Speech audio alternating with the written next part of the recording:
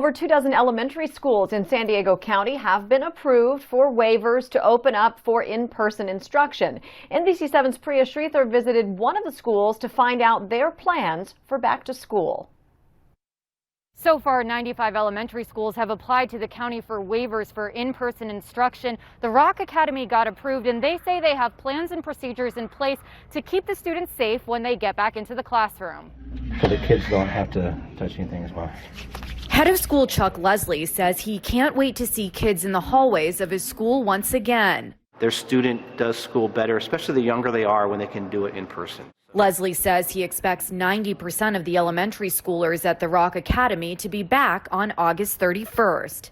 Classes have already started online, and he says some families are choosing to keep their kids at home. There's an option that parents can decide they want to stay online because they feel safer with that. But for those who choose to come back, they'll be greeted with a temperature and symptom check at the front door. 98.1. And then they'll move on to classes with 12 students each to make sure desks can be 6 feet apart. The classes will also stay in their groups of 12 throughout the day to minimize interaction. That group of 12 that I mentioned stays together all day long. They don't interact with other groups, so that if there is a case within that group, hopefully it stays contained within that group.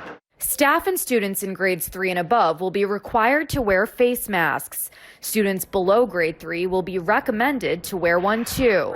Nancy Clifford says her 10-year-old daughter can't wait to get back in the classroom. I mean, if body language is a major part of communication, she needs that. She needs to see her teacher. She needs to be around children. Leslie says he's been getting phone calls from parents wanting to see if there are open spots so they can get their kid back in the classroom too.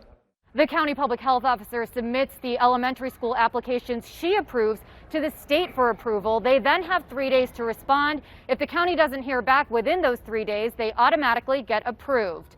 Priya Sridhar, NBC7. You can see the full list of elementary schools who applied for waivers and their status on the county's coronavirus website.